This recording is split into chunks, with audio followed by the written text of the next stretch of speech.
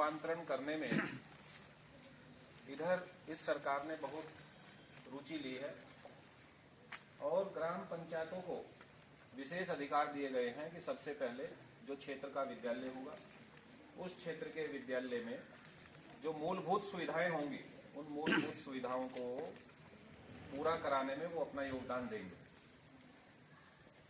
उसी परिप्रेक्ष्य में प्रत्येक विद्यालय आज हमारा अगर गांव में सबसे बढ़िया बिल्डिंग कोई दिखाई देती है तो प्राथमिक विद्यालय दिखाई देता है।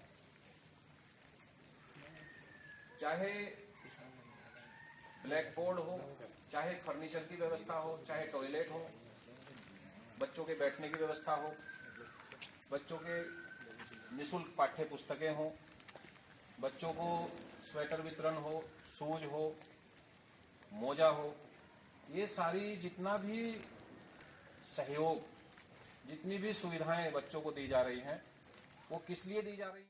समय होगा तो निश्चित रूप से जो क्षेत्र के अभिभावक होंगे जो अपने बच्चों को हमारे स्कूलों में भेज रहे हैं उनके मन में भी ये बात आएगी कि हाँ अब सरकारी स्कूल समय से खुल रहा है। मैं जहां जहां भी फील्ड में जाता था, जब मैं बेसिक शिक्षा अधिकारी के रूप में काम कर रहा था, कहीं लगभग 10-15 जिलों में मैं बेसिक शिक्षा अधिकारी के रूप में काम किया है और बड़े बड़े जनपदों में मैं रहा हूं, तो कई बार मैं देखता था कि हमारे स्कूल समय से खुलते ही नहीं थे और कई अभिभावकों के फोन मेरे पास आते रहते थे, जी आज फलाना स्कूल नहीं खुल रहा है, आज फलाने स्कूल में ताला लग रहा है, बच्चे बाहर उधम मचा रहे हैं। तो ये हमारे लिए भी एक चिंता का विषय है कि जब हमारे स्कूल टाइम से खुलेंगे ही नहीं तो फिर निश्चित रूप से जो क्षेत्र के लोग हैं, जो अभिभावक गण हैं, जो अपने बच्चों को हमारे स्कूलों में भेज रहे हैं, उनके मन में ये बात आएगी कि भाई सरकारी स्कूल है तो यहाँ तो टाइम से टीचर आते ही नहीं, ना इनका आने का समय है ना इनका जाने का समय है। तो एक नेगेटिविटी, एक नकारात्मक भावना उनके मन में आएगी और वो गत वर्षों में आती रही है। तो इसीलिए संख्यात्मक जो हमारे स्कूलों में नामांकन था वो गिरा। लेकिन इधर आप 5-6 सालों में आप देखेंगे कि हमारे स्कूलों में लगातार नामांकन बढ़ रहा है। मैं अभी 2 साल पूर्व बागपत जिले में बेसिक शिक्षा अधिकारी के पद पर तैनात था, तो वहां मैंने अपने कार्यकाल में 10,000 के लगभग संख्या बढ़ी थी। एक साल में ही नामांकन में वृद्धि हुई थी और लगातार वृद्धि मेरे जनपदों में होती रही है। तो हम पढ़ रहे हैं, एजुकेशन ग्रहण कर रहे हैं, तो उन बच्चों के लिए पूरा वीक चला हुआ है और 10-10, 12-12 साल के बच्चे कितने बढ़िया बढ़िया ऐसे प्रश्नों के उत्तर वो धड़ाधड़ दे रहे हैं कि कल्पना नहीं कर सकते।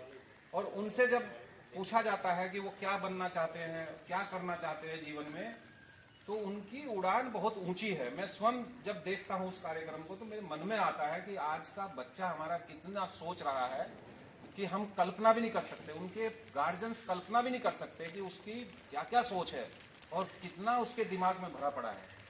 तो आप लोगों की तरह ही जब मैं भी अपने प्राथमिक स्कूल में पढ़ता था तो ऐसे ही बैठता था नीचे। उस टाइम तो टाट पट्टी पर हम लोग बैठते थे और टाट पट्टी भी कहाँ थी स्कूलों में, टाट पट्टी भी नहीं थी। हम लोग घर से अपने जो यूरिया खाद के कट्टे खल्ली हो जाते थे। मैं चूंकि किसान परिवार से बिलोंग करता हूँ, किसान परिवार में मेरा जन्म हुआ है, तो वो अपने घर से ही बैठने की वो भी ले जाते थे हम और उसी पर बैठते थे। इंफ्रास्ट्रक्चर के नाम पर कुछ नहीं था स्कूलों में, लेकिन तब भी उस वक्त के टीचर आज भी मेरे माइंड में है, जो जिसने मुझको कक्षा 5 में पढ़ाया या बहुत छोटी अवस्था में भी मुझको पढ़ाया है। तो एक हमारी टीचर थी, हमारे गांव के पास ही एक गांव पड़ता था, वो वहां से बेचारी अपना बैग सा एक छोटा सा टांग कर पीछे ऐसा आती थी और ये समझ लीजिए कि पैदल 2 किलोमीटर चल के आती थी, टाइम से स्कूल में पहुंचती थी। और फिर जब तक उस टाइम ऐसा भी नहीं था कि 5-5 टीचर होते थे या 6-6 टीचर होते थे प्राथमिक विद्यालयों में।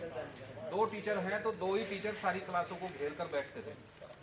एक हमारे गांव के ही टीचर थे प्राथमिक विद्यालय में जहां हम पढ़े हैं, तो वो ऐसे चारपाई लगाकर बैठ जाते थे और एक बड़ी सी लाठी रहती थी उनके पास और उसी लाठी से सबको बच्चों को वो कमांड भी करते थे। और उनके 2 बच्चे थे, एक बच्चा उनका मेजर था उसमें डिफेंस में और एक उनका PWD में एक्शन के पद पर अभी भी तैनात है उनका बेटा। तो अगर हम बढ़िया काम कर रहे हैं तो उनका प्रतिफल भी हमें मिलता है। हम जिस तरीके का बोते चल रहे हैं, रोज जो बीज हम बो रहे हैं, हम अपने कर्मों का बीज बोते हैं और जैसा हम अपने कर्मों का बीज बोते जा रहे हैं वही प्रतिफल हमको एक न एक दिन काटना है, अपने जीवन में ही काटना है। तो मैं इन प्यारे बच्चों को कहूंगा कि आप लोग पूरे मेहनत से, पूरे मनोयोग से पढ़ें और फालतू की चीजों में अपना समय व्यय न करें। ये कायम आप लोगों के जीवन की फाउंडेशन है। नींव है। और अगर आप इस फाउंडेशन को मजबूत करके चलेंगे तो आज आप देखें कि कितने अच्छे अच्छे स्कूलों में भी बच्चे पढ़ रहे हैं।